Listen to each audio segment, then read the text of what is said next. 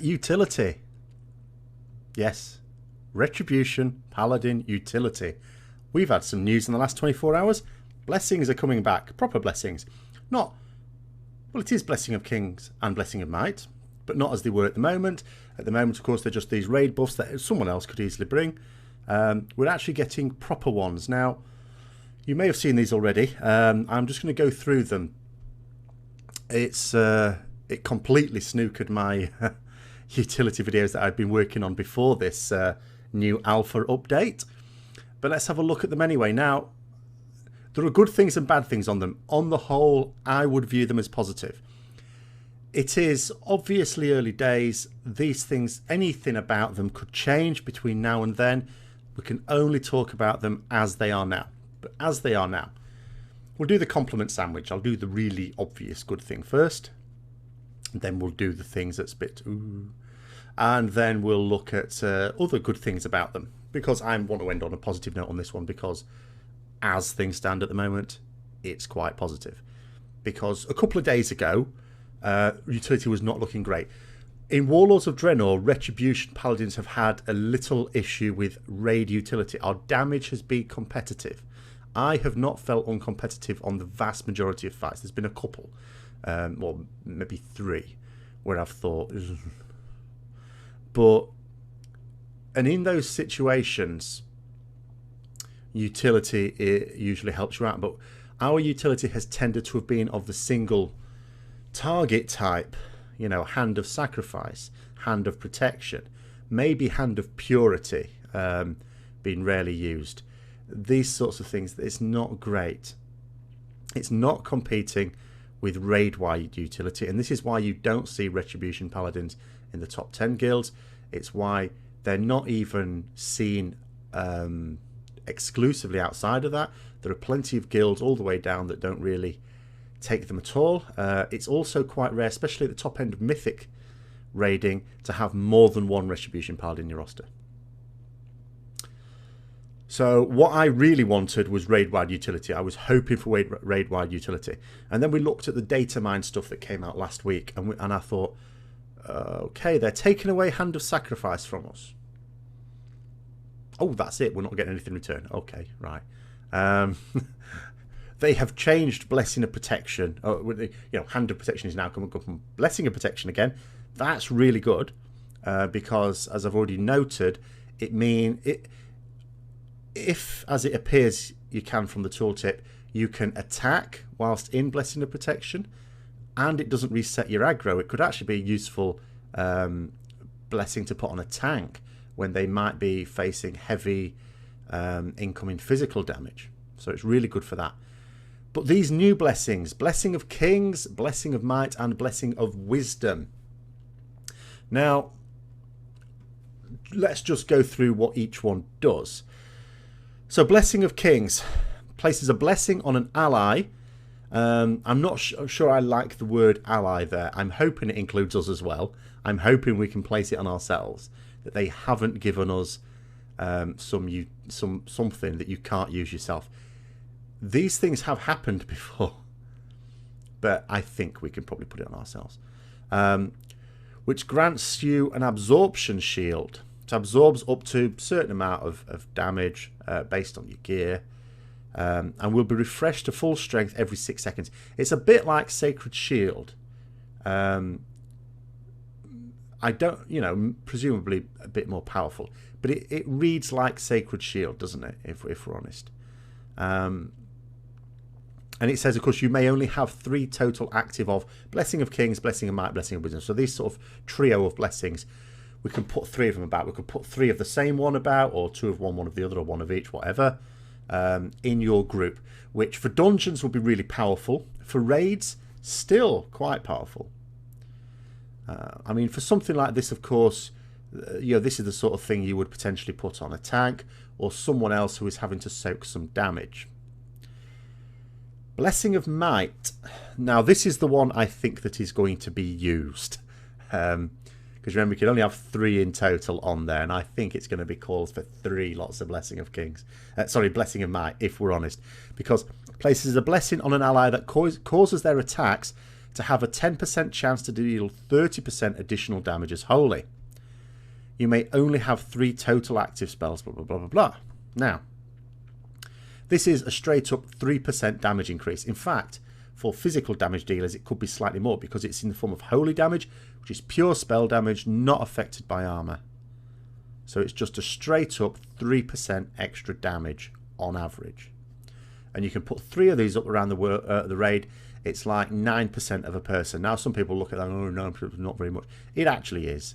As a piece of utility, adding an extra 3% to your 3 top damage dealers on a particular fight, especially if you are really pushing the envelope and trying to kill things where the DPS checks are very, very tight. Like, for example, those guilds running the world first situations. So maybe we could actually see Retribution Paladins in the top 10 guilds. Maybe even in the world first guild. And here's another thing. Because you can only put 1 of these, 3 of these out on the whole raid, it opens up the possibility for another Retribution Paladin in a roster that already maybe has one. Maybe there's 2. I'm not going to have too many forbidden thoughts like that this early on, because anything could happen here. They could farm it out. So, I mean, they could farm it out to the rest of the Paladins. But I'm going to get Blessing of Wisdom done first. Then we'll, as I say, we'll have a look at them in concept. Blessing of Wisdom, the least impressive as I see it, places a blessing on an ally that causes them to gain 1% of maximum mana every 15 seconds. It's not very much, is it? But this is the interesting one. And have a chance when damage is taken to be healed for 5% of maximum health. Well, what chance? If it's a reasonable chance. I mean, this becomes a tank one, doesn't it? This becomes a tank blessing. But not because of the mana thing. The mana thing's pointless. But because of the health back. Sounds really good. So, absolutely depends on what that chance is as to whether this will be useful or not. But I still see the Blessing of Might ones being the go-to situations in a raid situation. Now, in terms of some generals, the very obviously good thing about it, as I say, is it is uniquely Retribution utility. No one else brings these. I do have a fear that they will change it later on as beta goes on. Well, beta's not even out yet. I'm not even sure beta is coming out soon, actually, based on a tweet by Law today, one of the community managers. But we'll see. But they could easily change it so that Protection and Holy get this as well. And there are other classes that get a similar sort of thing, like Druids with Mark of the Wild. At the moment, again, a raid-wide stats buff, but it's going to be used on a single person in Legion, so there's a similar sort of thing. But this is specifically something that is desirable, and it is desirable for those trying to make tight DPS checks. Because it's... because we're talking about it as 9% of a person. You've got to bear in mind it's 9% of your best players. If it's 3%, you would put it on the players who are doing the most effective DPS, not necessarily the best overall DPS. We'd have to be careful of that one. You'd not be using it to its maximum if it's on just the ones who are doing the most overall. It's specifically on the ones that are doing the most damage at the time at which there is a DPS check on the fight that you are currently struggling on. Those are the 3 you would use it on. So, but yeah, the fact that it is uniquely Retribution all of a sudden means Retribution Paladins are likely to be desirable. Some downsides are obviously the fact that it could cause a certain amount of disharmony. We have had buffs like this before. We remember Dark Intent in Cataclysm, and people arguing over who should get it. It's one of these things. It should be obvious. I mean, the way I describe it, it should be obvious who gets it. It's going to be the 3 people who, on the most consistent basis, are producing the most effective damage on the part of the fight that you are struggling with. It's not always how things work, is it, in raids? It's not always people jostle for position. People want to get these buffs. They're likely to want these buffs. The Paladin themselves might want to give it to themselves. Try and avoid doing that unless you are the obvious candidate to have it. It does need to be used on the 3 who will do the most good for your raid. You've got to think about the raid. A lot of people, though, don't think about the raid. They think about personal glory. So it could potentially cause some arguments. And even if it doesn't, there could be a certain amount of resentment on the part of players who are not getting it and feel, well, I'd do better damage if I had it, and I'm being compared with this person who keeps going on, oh, I beasted the damage. Well, that's because he's got this buff. And you can get an awful lot of carping going on and little whispers going on. Bit dodgy from that point of view.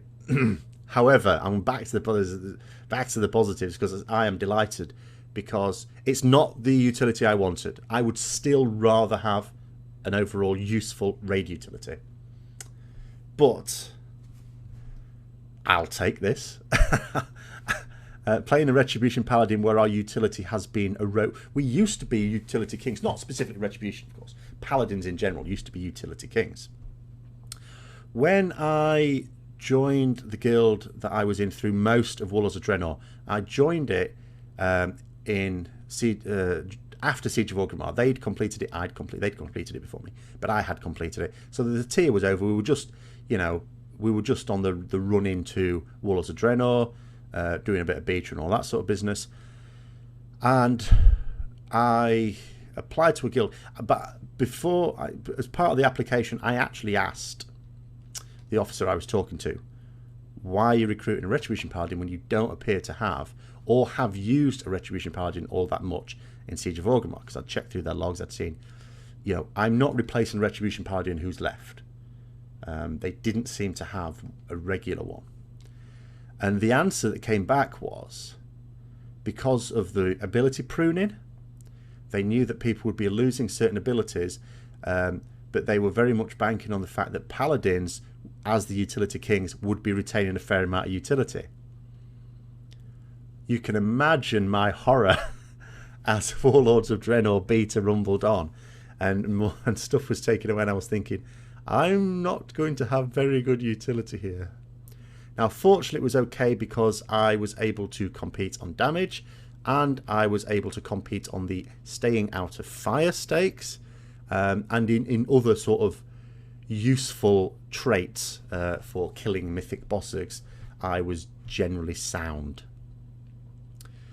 But it's always a struggle, and you always know that all you can bring to the party is make sure you bring competitive damage, but all the other DPS classes can damage as well. Make sure that you as a player are playing the mechanics correctly and not taking unnecessary damage and doing effective damage, using your cooldowns at the right time, all the rest of it, priority targets, better than others. So, yeah, but with this utility, now you think to yourself, actually, in a raid full of people who are all the same skill level, I am still potentially desirable because of these buffs that I bring. And, of course, you've got to compare yourself to other classes, but there isn't a raft of this stuff come out for lots of other classes. There's a little bit, but there's not been huge amounts of utility brought out for a lot of other classes. So this is really good from that point of view, because that's all I ask of utility, that it makes me useful beyond DPS. This absolutely does. So for me, it's a big thumbs up, but we will wait to see how it goes on. And but I'm very excited about this, and I think all Retribution Paladins should be, especially Mythic Retribution Paladins. I'd be very excited about this. Now, the only other little cautionary aspect to this that I would give, the tooltip doesn't say a lot. It doesn't say how long it lasts, for example. There must be a duration on it. But let's say it could easily last all of a raid fight. There is still the potential to have to swap them around during the fight. I mean, like I said, let's just take Blessing of Might as an example so we don't get too convoluted on this one. So, and it's a multi-phase fight, difficult fight. So, in the first phase, let's say players A, B, and C are the most effective damage dealers at that thing. So you put it on them. Then you get into phase 2. Well, all of a sudden now, the nuances of phase 2 mean that players D, E, and F are now better. So you've now got to spend time, your global cooldowns potentially, buffing those 3 instead. Unless, of course, the blessings are off the global cooldown, which is possible. Even then, though, it's still fannying about. So there is the potential to have to keep swapping these blessings around on different players as the fight goes on. And absolutely, if any of these people die and get res back up, you are going to have to buff them. Like, you know how it is now. Someone dies and gets res back, and they go... And some people are good and they'll automatically buff them, and some people can't be asked. And they'll be asked for stats, get stats. I mean, do I put stats on? No, I put Blessing and Might on. The reason is that we're the only people who actually buff Blessing of Might without it being a passive aura. I don't like passive auras, because if the player who contributes it dies and there isn't another one contributing it, then the whole raid loses it. So I always... But if push comes to shove and there's a shaman alive or whatever, then all right, I will buff stats. But they usually have to ask for it a couple of times, because I'd rather a druid did it or a monk. This goes away completely, because if it's someone who had your blessing or needs your blessing and they died and they got res, you're going to have to put it back on them. Although don't worry, lads, because we've still got Retribution, so we're going to get a 100% damage buff. So at the same time as we're getting this 100% damage buff for whatever, 10 seconds or whatever, because someone's died, we're having to spend a global cooldown buffing the buggers again with the blessing. As soon as they got... Maybe we wait till the Retribution wears off and just say to them, it's your fault you died, I'm making use of this damage. Then I'll give you your buff back. So there will be blessing management, is what I'm saying. There'll be a little bit of micromanagement with the blessings. This is inevitable. But I still say it's a win. Got a few more Retribution themed videos coming out this weekend, so keep an eye out for those. Until then, I'll see you later.